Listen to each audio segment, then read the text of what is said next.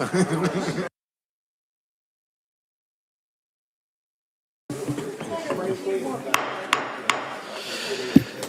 morning, everyone. Welcome to the House Government Operations Committee meeting for March the 2nd of 2026. Clerk, please take the roll. Oh, sorry, members, if you, like myself, have not signed into our board, please do so.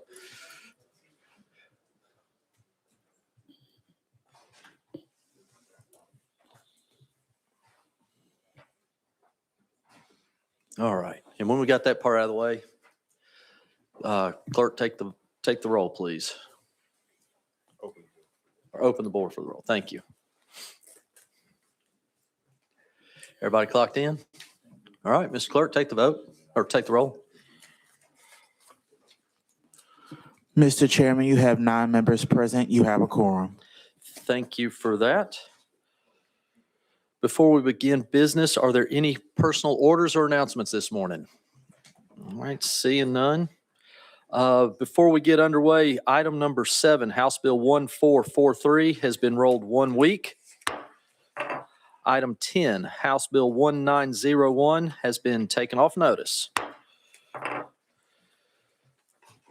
All right, first thing we're going to do this morning is we have a consent calendar. The consent calendar has 10 items on it, all but one being standard sunset bills.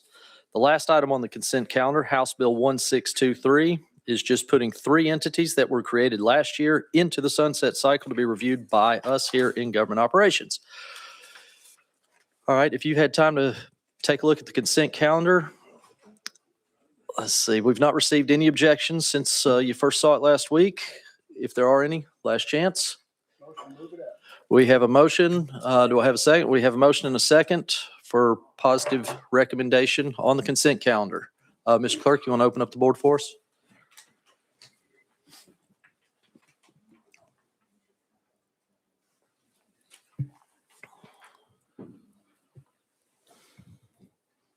Everybody got their vote in? All right. Mr. Clerk, go ahead and take the vote. Mr. Chairman, you have 11 ayes and 0 nays. All right, we'll move on to calendar and rules. Thank you.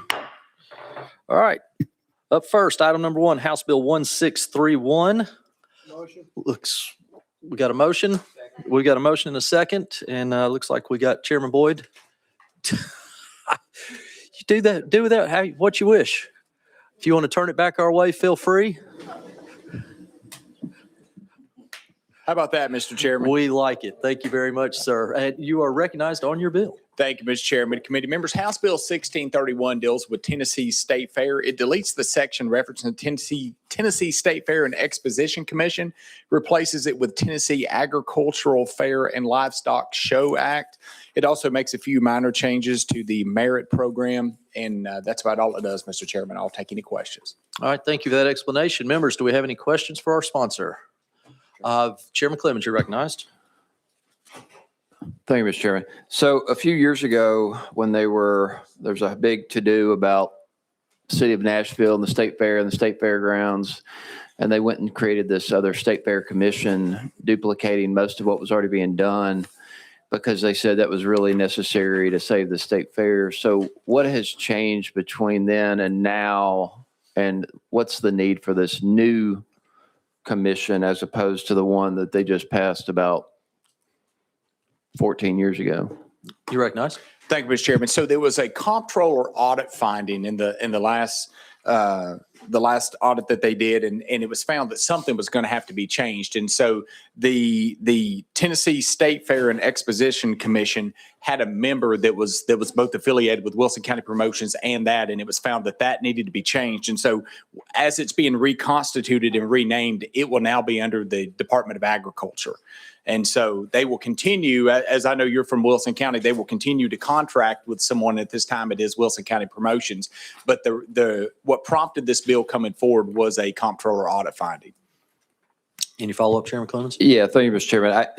It seems to me they would just replace that member instead of creating a whole new division, because they seem to say that old division was so necessary. But whatever we need to do to make sure the State Fair is a success and continue having it in Wilson County is A-okay with me. I just was curious why that commission that we just created just over a decade ago was no longer necessary. Thank you.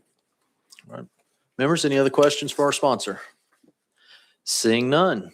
Can I get a motion for a positive recommendation? We have a motion, we have a second. Mr. Clark, if you would please open the voting board for us.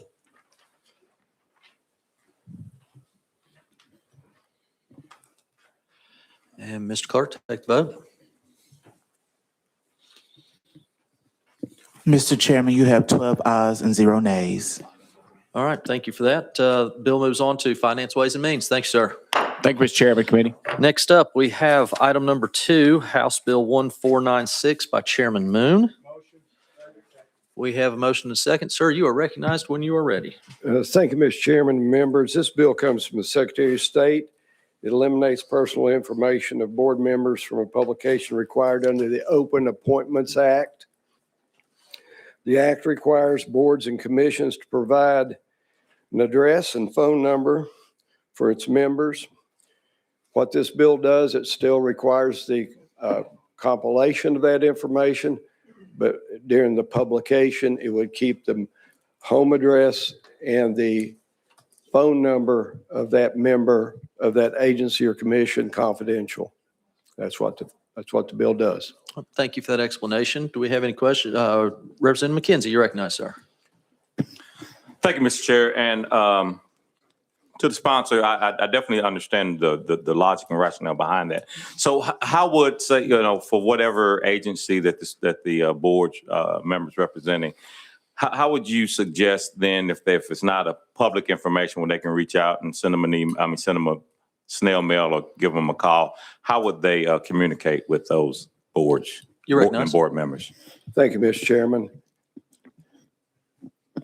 Would it be under a consideration to give them an official email address for that board or commission, even if it was a Gmail address, which doesn't generate any cost to that board or appointment? That way, if someone has a problem with that board or commission, they could email them. The member could either respond or not respond. Does that answer your question, Mr. Chairman? You're recognized, Representative. Thank you, appreciate it. Thank you for the answer. All right, thank you for that. Any other questions? Seeing none, looks like we're ready to vote. We got, all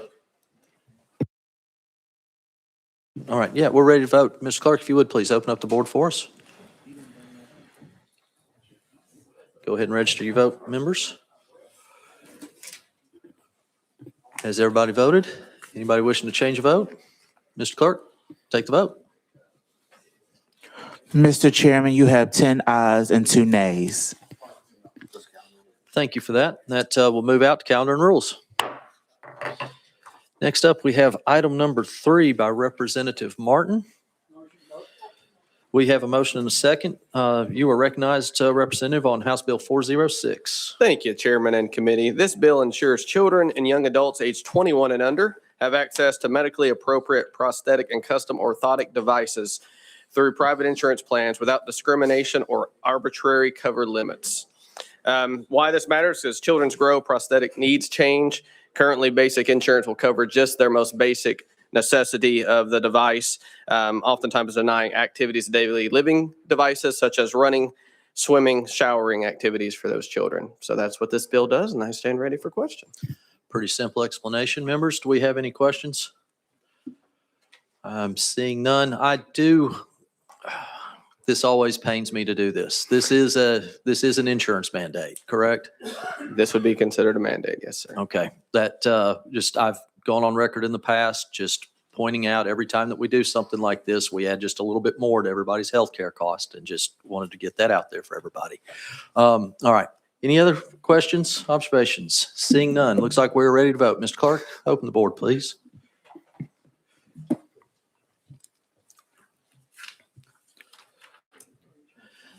Everybody voted? All right, Mr. Clerk, take the vote.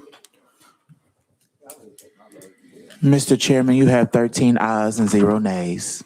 And thank you for that. Off to Finance, Ways and Means. Thanks, sir. Next up, item number 4, House Bill 1494 by Representative Slater. Can I get a motion? In a second?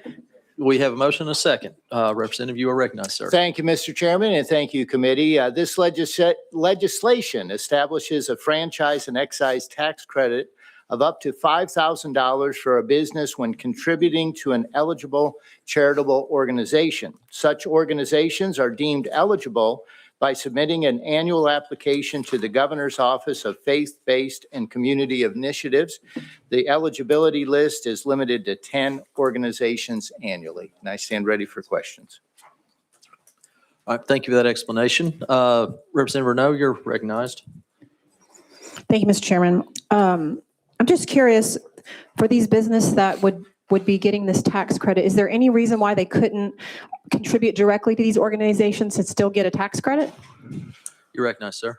Thank you, and thank you for that question. So businesses can currently contribute, of course, to organizations, nonprofit organizations. They receive they receive credit for that when it comes to their F&E, not a tax credit, but a deduction. So a deduction when they do that. Does that answer your question? You're recognized. So they're getting an additional deduction off their tax return for the franchise and excise tax instead of getting it directly off of their income when they file their taxes? You're recognized. Thank you. This only applies to franchise and excise. They are currently receiving a $5,000 deduction. This would also give them a $5,000 tax credit when they have given to one of these 10 eligible organizations. You're recognized. Thank you, Mr. Chairman. And who gets to determine which 10 organizations get to receive that tax credit? You're recognized. Any organization that is interested in the possibility of being eligible would apply, would make an annual application to the Office of the Governor and specifically to the Faith-Based Initiative Office. You're recognized. Okay, they get to apply, but then who actually decides which 10 organizations get selected? You're recognized. Thank you, Mr. Chairman. That would be up to the Office of Faith-Based Initiatives. They would be the one who would receive the application and then approve those applications. Okay, thank you, Mr. Chairman. Thank you. Let's see. Next up, I've got Representative McKenzie.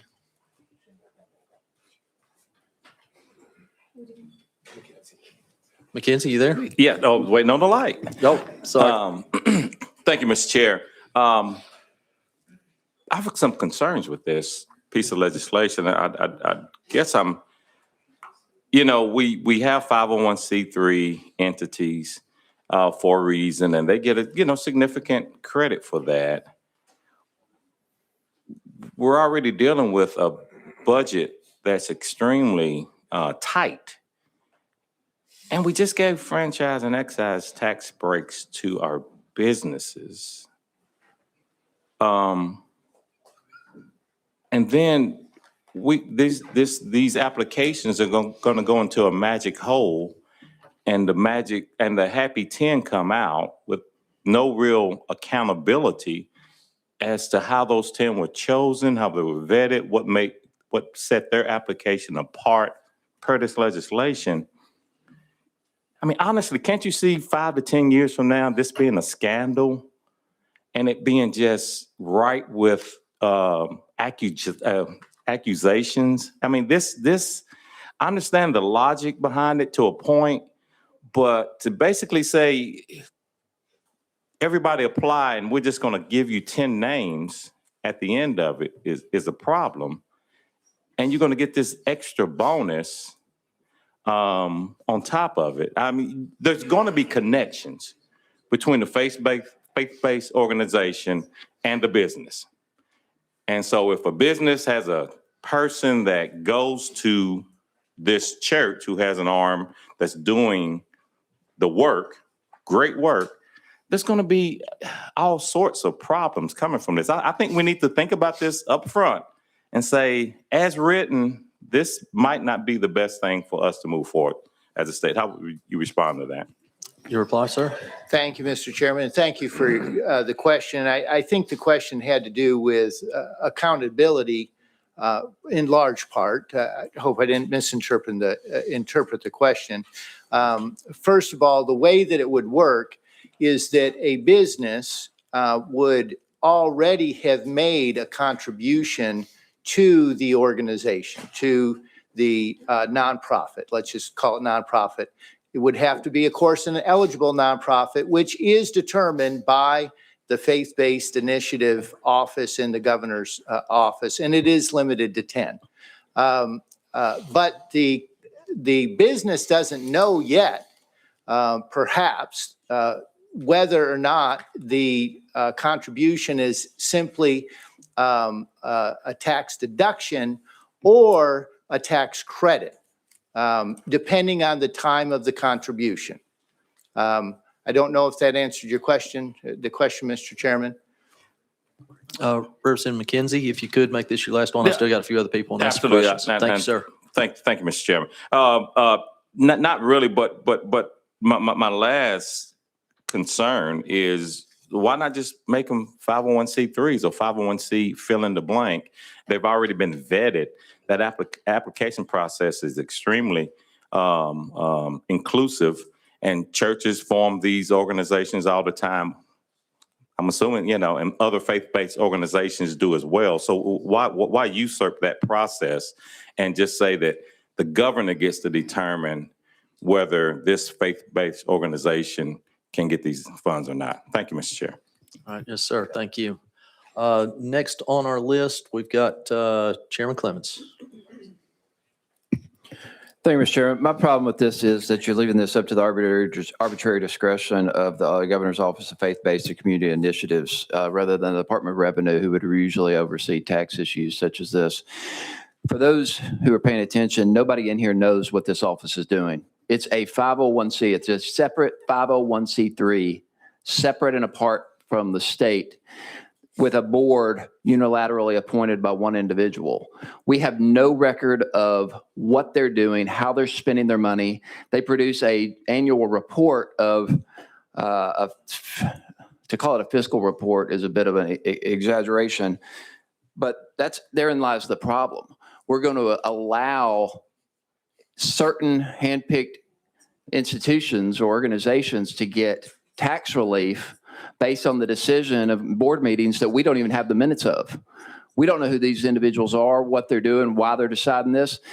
Also, there's an inherent conflict of interest because the Office of Faith-Based and Community Initiatives is partly funded with private donations from nonprofit organizations and private entities. So if you're giving a lot of money to this Office of Faith-Based and Community Initiatives, and that board knows that, do you think they're going to be more inclined to give you tax relief? Probably. And we have no accountability metric up here. This body has no say on what that board does. Furthermore, we have no record of why they made that decision. That is an inherent conflict of interest. That's going to ring up I don't know what the fiscal note on this is, over $5 million, $6 million a year to the state of Tennessee, to a bunch of individuals who've been unilaterally appointed that have no oversight by this body or accountability to anyone, including taxpayers. When we've appropriated, this body, millions of dollars to it, but that's not necessarily the conflict of interest. The conflict of interest are the private entities who have donated to that board, who will be donating potentially to get favoritism for a tax relief benefit. That is an inherent conflict of interest, which is very problematic. If this were being decided by the Department of Revenue, all for it. But this Office of Faith-Based Community Initiatives is problematic from the jump. Its creation, its funding, and its lack of accountability to taxpayers. So therein lies the problem with this piece of legislation. The spirit's great. Love the incentive. I love the act, reward people for charitable benefits, but it cannot be unilaterally decided by that board. Thank you, Mr. Chairman. Would you care to respond? Okay.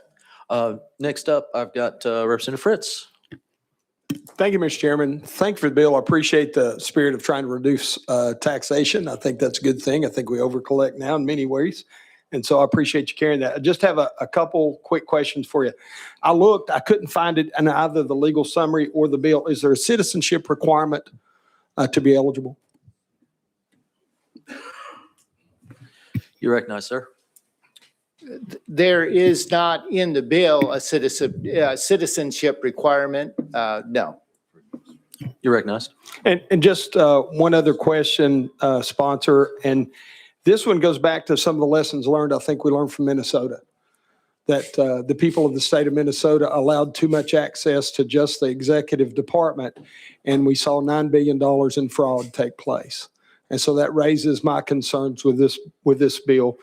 And we talk about religious organizations, so I would just ask, under recognized religious organizations, is there a potential that these tax credits would go to organizations that support Wiccan religion or Islam? You recognized. So there is no prohibition in the bill, as you can see, or an identification of perhaps which religious entities they may be. Thank you. All right. Yes, sir. And Representative Parkinson, you're recognized.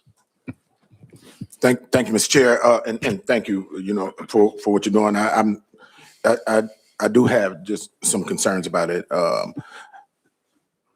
The idea that, many can apply, but only that 10 will be chosen is a true concern of mine. And not having any parameters around, or maybe, how are the 10 being chosen? Are there parameters in the faith-based Office of Faith-Based Initiatives that state how the 10 are being chosen? You recognized. Well, is outlined in the legislation. It would be at their discretion. Oh, thank you for that. Okay, thank you for that. You can follow up? Yes, sir. Thank you for that. And that gives me some true concern. And I wonder if there's let's say a company that tithes to a church, and that church is one of the 10 that is listed that wins the opportunity, and that companies ties, to their church, because some of our business is tied to our church, and then their tithes then give them a break in their taxes. The other thing I have, other things that I have concern about is, how did we get to it only being 501c3s that are faith-based, when you have a lot of 501c3s, and it may be faith-based now. I think about it too, like St. Jude's or organizations that 501c3s that work on cancer, that work on other noble issues that people may want to donate or donate their money to. And, those are excluded automatically because they're not necessarily faith-based. And so if you, because I want to get my questions out and let you respond to them. The last question I have is, I don't know, I'm not a constitutional attorney, but it seems like we're giving a non-governmental agency the ability to levy taxes or not, right? And I would wonder about the constitutionality of that part also. And if you can address those two things, I'd appreciate it. Thank you, Mr. Chair. Thank you. I can't, I'm not qualified, I don't think, to answer that constitutional question as it relates to, I don't think that we're giving out money. We're simply giving a credit for money that has already been given. That really would be the statement that I would make as it relates to that. And then your earlier question, as far as the difference between religious-based and non-religious-based 501c3s, this bill addresses religious-based. It could be that someone else would bring a bill that would also include non-religious-based, but this bill, you're correct, does address religious-based organizations. Follow up? Thank you. And where I was going with, and I appreciate your answers. Thank you for that. Where I was going with the constitutionality, yes, they're still making a decision as to who pays taxes and who does not pay taxes. That's where I was going with that. But I do want to ask this too. What can you tell me where and why this idea came about? You're recognized. Yeah, thank you. I appreciate that. And this came about from an organization that's within my constituency. It actually is statewide. They have a statewide reach, but they're located within my district. So this did come from a constituent. A constituent organization is the way that I would put it. Religious, faith-based organization. Okay. Thank you for that explanation. Do you have a follow-up? Well, I don't know that I answered his question fully because I think he also wanted to know why it was. And I think the reason is because they have companies who contribute and just seeing if that could be one way to offset some of their F&E taxes. Yeah. All right, thank you. Members, do we have any other questions for our presenter? Kind of like I was touching on with the insurance mandate a moment ago. I love cutting taxes as much as the next guy. But when we do these exemptions and things like this for certain organizations, it does necessarily mean that those dollars must come from other places. Cutting taxes, all for it. Outright exemptions, I don't think it's a bad idea that everybody pays just a little bit in taxes so that we don't put an unnecessary burden on our friends and neighbors. But just wanted to put that out there on the record. Anybody else have any comments? All right, seeing none. Members, looks like we are ready to vote. Oh, I'm sorry. Representative Cheryl, did you have a? Okay. Go ahead, open up the board, please.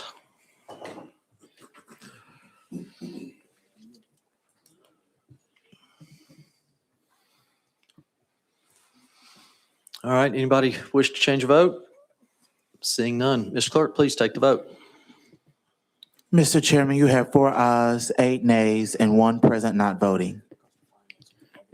Goes to finance with a negative recommendation. Thank you for your consideration. All right, folks, we are going to go out of order for just a second. My concerns for our time constraints are kicking in. We're going to fast forward down to item number 12 on your calendar. That is House Bill 1563, Board of Optometry, and I'm going to hand off the gavel to my Vice Chairman, Mr. Reedy. Thank you, Mr. Chairman. Members, House Bill 1563, I've got a motion and a second. Mr. Chairman, on the bill. Thank you, Mr. Chairman. Members, this bill extends the Board of Optometry.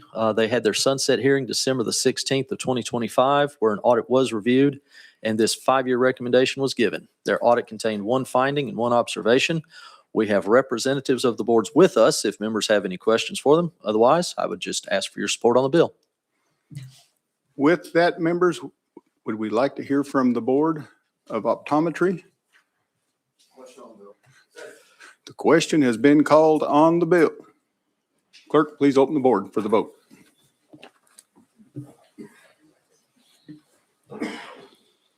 Has everyone voted? Anyone like to change their vote? Seeing none, clerk, please call the vote. Mr. Chairman, you have 14 ayes and 0 nays.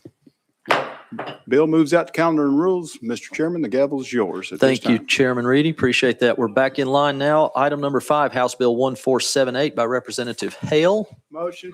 Second. We have motion and a second. When you are ready, sir, you are recognized. Thank you, Chairman and Committee. This bill is a comptroller bill. Basically what House Bill 1478 does, they established a new division within the office. And so this bill is just saying what was previously protected information is still so. And some of the common examples of that would be internal operational processes of the healthcare provider, reports submitted by the healthcare providers for supplement payments, contracts with individual healthcare providers, MCOs, and vendors. All right, thank you for that explanation. Members, do we have any questions? Seeing none.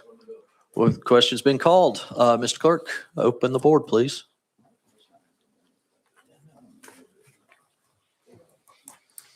Has everybody voted? Anybody want to change a vote? Mr. Clerk, take the vote.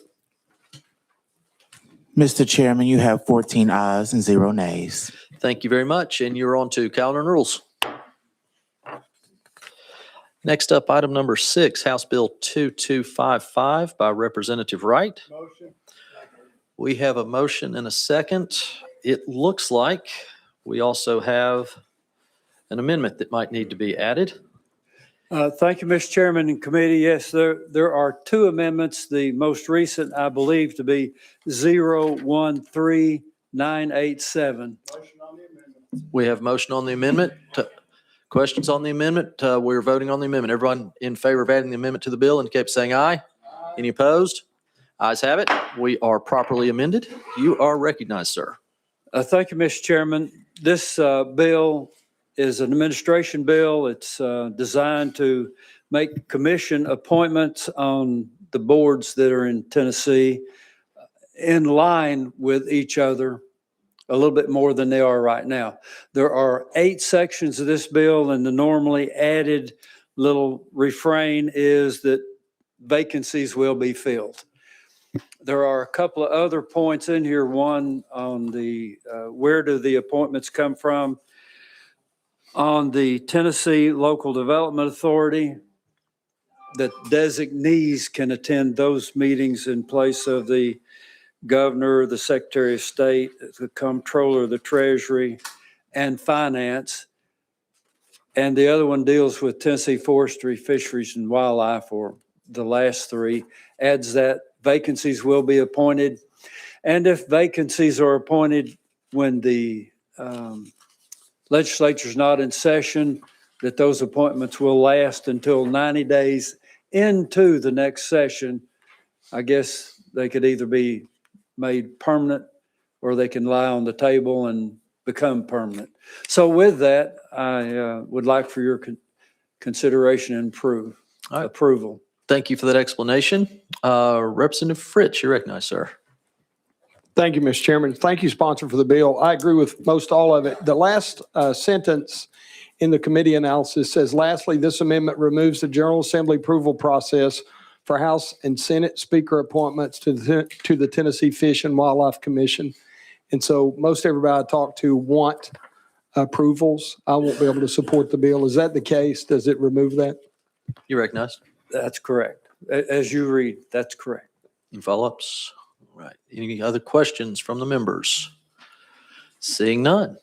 Mr. Clerk, you can go ahead and open up the board to take the vote.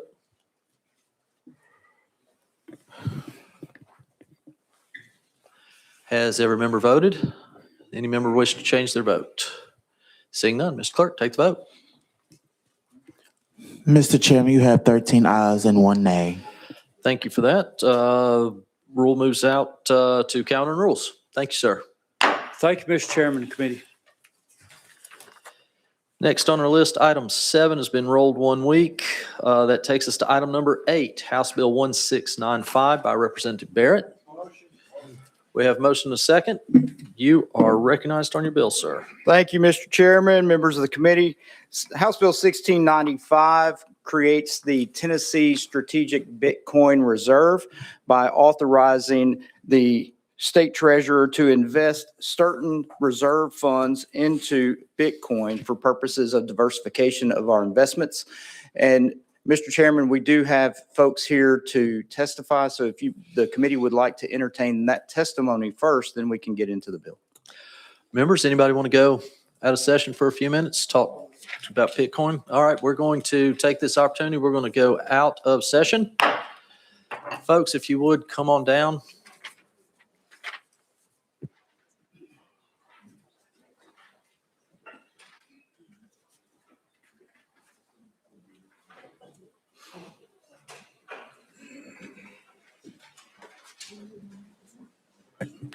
All right, gentlemen, if you would, the way this works, if you could please introduce yourselves for the record, tell us who you're with, and give us an explanation of what we're looking at doing here. Sure. My name's Dave Birnbaum. I'm president of Tennessee Bitcoin Alliance, which is a 501c4, which is focused on Bitcoin policy in Tennessee. I'm Daniel Hinton, board member and treasurer of the Tennessee Bitcoin Alliance. I'm Rick McCafferty. I'm with the Tennessee Bitcoin Alliance. All right, and whoever would like, if you wouldn't mind, just as quick as you can, 2 minutes or less, a little summary of how the Bitcoin works, what you're wanting to set up here in the state of Tennessee? Sure, I can begin. So what we're looking to set up is really to meet and exceed the standards that other states are setting for Bitcoin, strategic Bitcoin reserves. This bill is permissive, so it allows the treasurer to invest in Bitcoin if he deems to do so. It doesn't require any kind of holding in Bitcoin. It's capped at 10% of the state's budget, so it can't get out of control. It's a very conservatively worded bill. And it also requires that the state maintain custody and control over the Bitcoin. So it starts with Bitcoin ETFs can be used, physical Bitcoin can be invested in. And the goal here is really to just give the treasurer another tool in the 21st century where you have Bitcoin, which is a different type of asset than any of the other types of investments that we have in Tennessee, and to use it as a tool to diversify and take advantage of the upside that Bitcoin provides for both sovereignty and also prosperity. Thank you for that explanation. With that, Representative McKenzie, you're recognized first, sir. Thank you, Mr. Chair. And this is just more of a general question, but it's directed at, future vulnerabilities or liability as it relates to Bitcoin. I know there's a lot of financial institutions that are dealing with a lot of elder abuse with these Bitcoin ATMs. I don't really know the point and purpose of them having them in convenience stores, but is that a risk that your entity has or is concerned with? And is that something that once we start to make state investment, there may be a class action lawsuit, 5 years down the line that we might be vulnerable, or our assets that may become vulnerable as a result of that? You're recognized. Sure. Yeah, that's a fantastic question. And one thing that we've tried to do in the bill is limit any single points of failure in the custody setup for the state. So we offer the option for the state to invest in spot Bitcoin, or to hold exchange traded products or ETF products that have more institutional safeguards as well for the custody and protection of it. So it also prohibits keeping the Bitcoin in any way that would allow a single actor to effectuate a move or transfer of the Bitcoin. Thank you. All right. Yes, sir. Thank you. Representative Fritz, you're recognized. Thank you, Mr. Chairman. I'll ask two questions together for sake of time. And the first one, is Bitcoin a digital type currency? And secondly, how does this legislation either protect us or put us at greater risk for a centralized digital banking currency in Tennessee? You're recognized. Sure. Thank you for the question. That's a great question. We get it all the time. So Bitcoin is a digital asset. You call it a currency, that would mean that it is in circulation everywhere. Now, there are many businesses in Tennessee that do accept Bitcoin as a currency, but it is certainly a digital asset. So you can think of it more like digital gold. It does not put us at risk for a CBDC. And in our view, it actually protects us from a CBDC. It's a way of the state of Tennessee to hold digital gold in their own custody, out of reach of any other authority or institution. Thank you. Thank you for that explanation. Next up, I've got Representative Parkinson.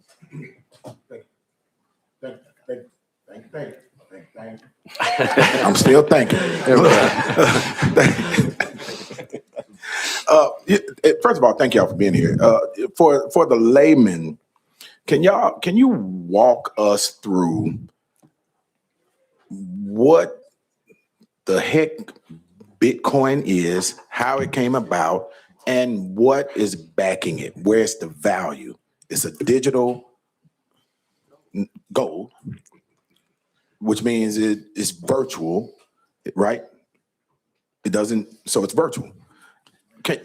Walk the layman and the two people that are watching GovOps online. Walk us through, what this is, where it came from, and how or why it has value. Sure. Guys, I know that's a big, broad question. If you could, please keep that as tight as you can. Yeah, keep it to 6 seconds. Okay. Thank you. So I think the easiest way to think about Bitcoin from my perspective is it is a digital asset that can be held or transferred anywhere in the world permissionlessly. It has this quality of being software that it can be run by an individual. You can run the software yourself. You can verify your own holdings. You can transmit permissionlessly to your friends and family and neighbors. And as far as value, the thing that, in my opinion, gives it value is this quality of self-sovereignty and permissionlessness, as well as provable scarcity of Bitcoin by running the software yourself. Can I Follow can I up? add just a little? Oh, Okay, please, you please, go no, ahead. please. Sure. So that was a great answer. The scarcity is sometimes the most difficult thing to understand because we're all used to the idea that you can copy and paste a photograph. If you send a photograph from your phone to some other phone, it looks exactly the same. You can copy digital things indefinitely and they never degrade or change. So why can't you just copy and paste Bitcoin? That is the discovery of digital scarcity that took place in 2009. It's a new technology called digital scarcity. It allows you to create something digital that cannot be copied indefinitely. And that's what allows it to become money. So that's kind of the technological innovation that led to this whole thing. And what you can think of it as is sort of like the internet, okay? We have the internet, and then we had like all these services, AOL and CompuServe and everything. But the internet is just a neutral network through which you can send data. And so Bitcoin is just a neutral network through which you can send these digitally scarce tokens. Just the last follow-up. Chairman Parson. Thank you. Thank you for the chairmanship. So if that's the case, then how is a person or entity deciding or being allowed to be a person who creates a Bitcoin, right? Or can any of us create a Bitcoin and, start making that offering? Who decides who can create a Bitcoin and become a billionaire overnight? You recognized. Either you want to take it? I can keep going if you want. Is it, I don't want that. Well, sure. No, it's a great question. Actually, there's two sides to that. So the good news is, and the reason it's a freedom technology, is that anyone can mine Bitcoin without asking permission from anyone. There's no counterparty. There's no bank. There's no group that says, yes, you can mine or no, you can't mine. Anyone can mine with any computer. So in that sense, it's open, but it's also limited in the sense that in order to mine Bitcoin, you must follow certain rules that are energy intensive. We all know that there's energy involved in mining.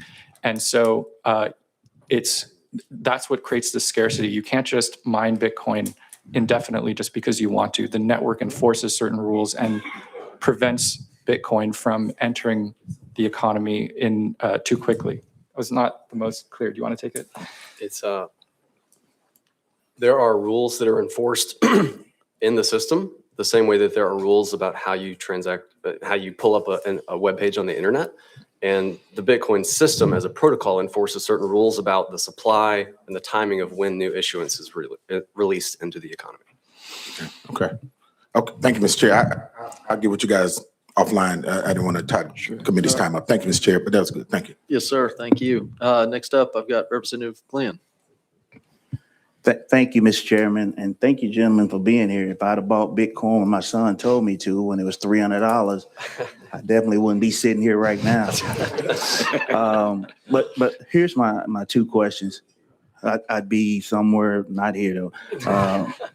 So if you're doing, will you all be advising the treasurer on what Bitcoin to purchase or to invest in or whatever? Will that be your job? I mean, I think we'd be happy to do it. That's not directly contemplated in the bill. Yeah. That being said, we are looking at establishing a committee of experts to help advise the treasurer's office in their decision making, but that's not contemplated. Okay, so I'll ask the sponsor who's, thank you, Mr. Chairman. I'll ask the sponsor who's going to be advising the treasurer. So here's my next question.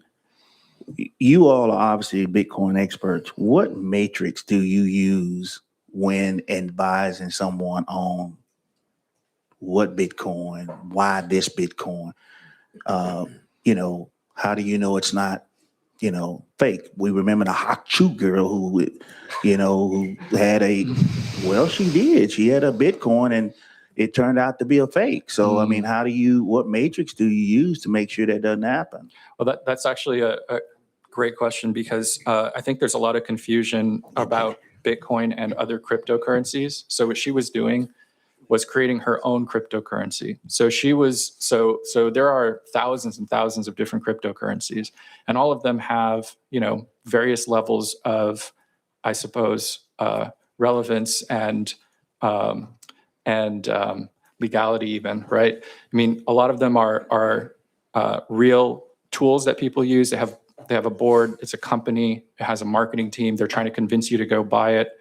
Others are just sort of pump and dump schemes that look more like scams. Bitcoin is neither of those things. So Bitcoin, isn't really it is technically a cryptocurrency, but it's different from all of those in that there's no centralized marketing team, there's no company that runs it, there's no CEO of Bitcoin. It's just a network. So again, I like that metaphor of the internet, right? So it's not, imagine that we're here talking to you about Tennessee needs to invest in internet infrastructure. That's sort of the metaphor that I would like to use, as opposed to you need to go with this company that builds this type of software. We're just talking about Bitcoin infrastructure for the state of Tennessee. Thank you for that explanation. Next up, Representative Renaud. Thank you, Mr. Chairman. You called this digital gold. Is it in fact backed by gold? No. Okay, thank you. And next up, we have Representative Clemens.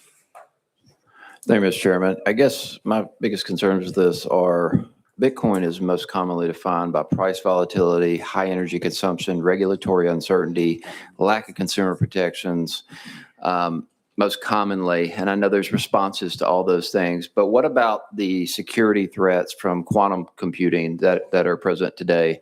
How would you address that situation? Yeah, there are a number of Bitcoin improvement proposals, notably BIP 360, that aims to address this exact issue. Frankly, in my own personal opinion, I think the quantum fears are greatly exaggerated today. So there are at least 5-10 years before that's a real concern. I also think that game theoretically, Bitcoin is one of the lesser vulnerable parts of our economy that could be attacked by quantum computers. But there are active Bitcoin improvement proposals to change some parts of the cryptography to a quantum resistant scheme. Thank you, Mr. Chairman. Yeah, so I agree. QC is still developing and it's an evolving technology, but it is a real fear going forward, and I think it'll be a real threat. And you're asking the state of Tennessee. I mean, the inherent problem I have with this is I have no problem with digital sovereignty, that type of thing. If an individual wants to take that risk and invest their own money in Bitcoin at this moment in time, and because of the lack of uncertainty, no consumer protections, the regulatory uncertainty, it's not backed by any bank, government, or gold or anything. Individuals take all the risk you want. The problem we have is we have a fiscal duty to taxpayers. And you're talking about taking money out of the general fund. Well, you're not talking about it, the sponsor is. We're talking about taking taxpayer money and throwing it out there. That's a whole nother thing. That's different than individual sovereignty. This is potentially a breach of our fiscal duty by mishandling taxpayer dollars and throwing it into a world of fluctuating prices and digital uncertainty. So how would you respond to that? Well, I think just to wrap the quantum computing comment, just for the group's benefit, the most modern quantum computers today can factor the number 21, which is 3 times 7. The type of cryptography that we're talking about being broken is 256-bit cryptography that is a number larger than you can count to with a computer starting from the beginning of time. So it's unfathomably difficult to do.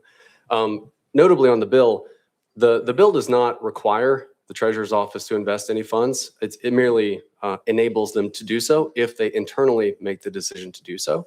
So it's purely enabling, not requiring. And I would just add, we have a strategic Bitcoin reserve at the federal level. We have many other states now that have strategic Bitcoin reserves. Some of them are funded, some of them are just getting going now. So this is not anything out of the ordinary. In fact, I think Tennessee is a little bit behind the curve. And so we're sort of just trying to keep par with what other states are doing and enabling this optionality going forward. Certainly, as Bitcoin is is a scarce asset that is being adopted. I think 35 countries in the world now hold a Bitcoin reserve. Many states do. And so, I wouldn't want us to be left behind here. The comment about it not being backed by anything, you can argue about that until you're blue in the face about the US dollar or gold itself. It is a bearer asset. That is correct. It's a bearer asset. You don't turn it in for some other asset. It itself is proof that you own it. And it's recognized and used by hundreds of millions of people throughout the world. Chairman Clemens, if you have any follow-up? None? All right, next up, we've got Representative Faison.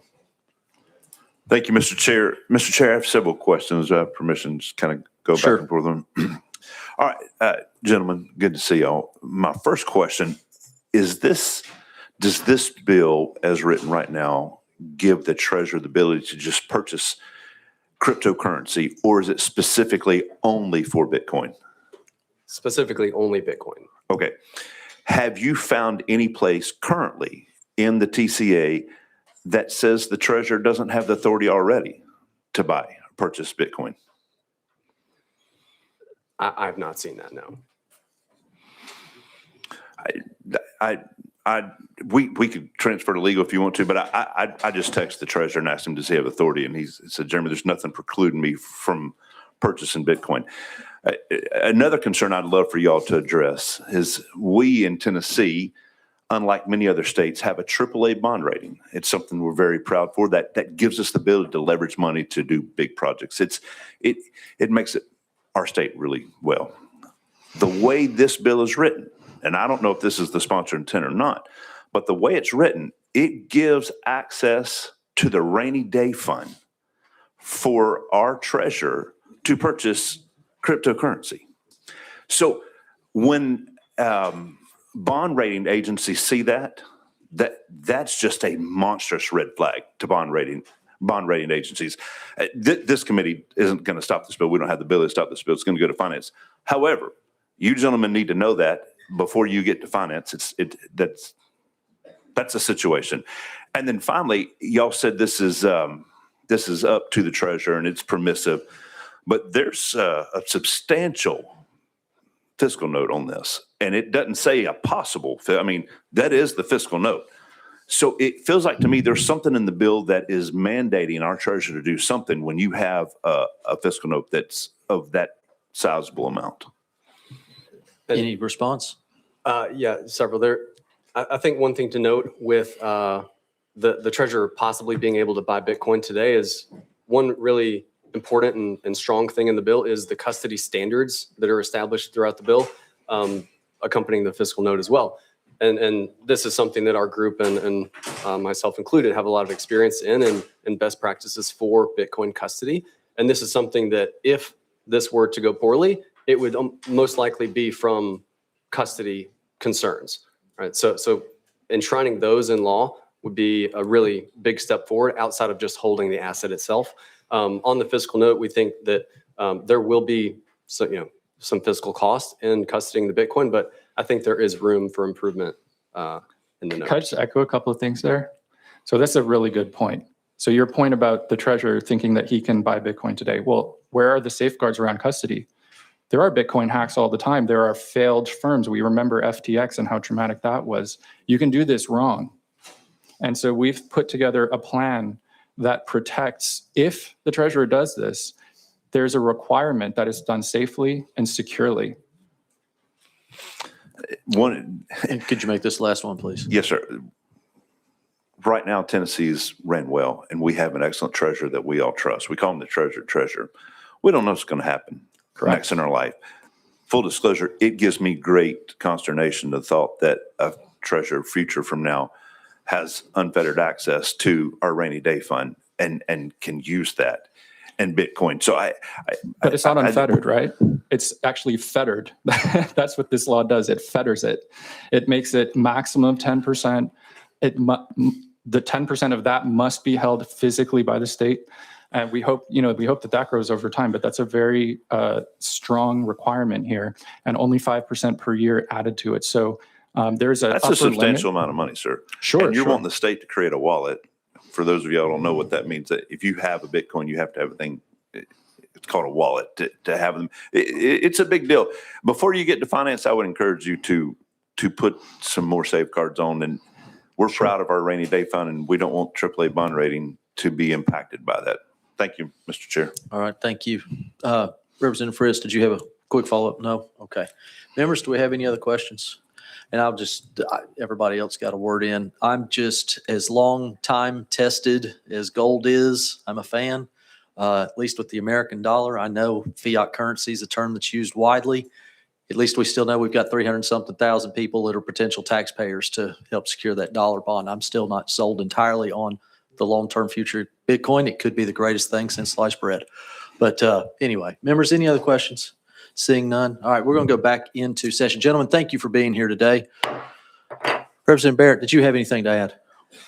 Not this time. I'm happy to answer any questions. All right. Representative Mayberry, you're recognized. Yeah, I got a question. Representative Senator Haggerty ran the Genius Act, and I'm just kind of curious the difference between that and what you're doing here in your legislation. You're recognized. Well, thank you for the question. I wish you'd asked that of the experts. The Genius Act, as I understand it, at the federal level is creating checks and balances when it's relating to digital currency. It's not specifically aimed at Bitcoin per se, but all cryptocurrencies. So this is a little bit different. What we're trying to do here, and again, I think they've emphasized that this is a permissive bill. We're trying to create an avenue where the state, particularly the treasurer, has options on the table to diversify the state's investments. So the treasurer already invests tens of billions of dollars that are state assets. And those assets are spread out among many different investments. This is just an additional option that we're putting on the table. And by creating this these guidelines and policies, that if the treasurer, either this treasurer or a future treasurer, decides that Bitcoin is an asset that would be advantageous for the state to diversify into for protection purposes, as we continue to watch inflation be an issue with different assets, we continue to question whether or not certain currencies are actually even backed by actual gold, things like that. So this is all we're trying to do with this bill, is give additional options and another tool in the tool belt for our treasurer to be able to adequately protect and grow the assets that we have invested. All right. Representative Fritz, you're recognized. Thank you, Mr. Chairman. Really quick. This bill does require the treasurer to set aside some rules and promulgate rules, but does not require investment. Do you think that would help with what our colleague from Upper East Tennessee was mentioning about putting some barriers in place going forward? You're recognized. Thank you, Mr. Chairman, and thank you for the question. Yes, I think as a body, we often pass bills that require certain departments to adopt rules or to adopt policies. We require school boards to adopt a policy on what they're going to do with phones or digital devices, things like that. We're not telling them that they have to do that certain thing or that they have to adopt a certain policy. This bill is asking the treasurer to adopt policies of their own, develop a policy and guideline for investment in this type of digital asset, so that if and when they choose to do that in the future, that we have something in place that will put some guardrails. Thank you for that explanation. Question's been called. We've got any objection to the question? Mr. Clerk, if you would open the board, please.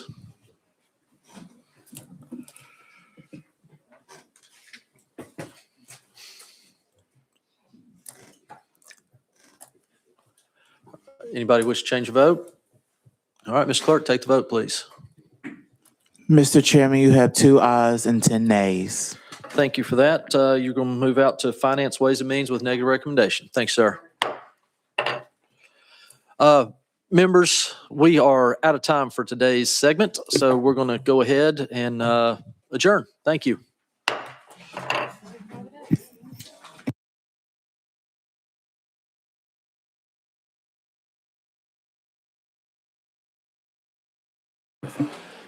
Last thought on the microphone.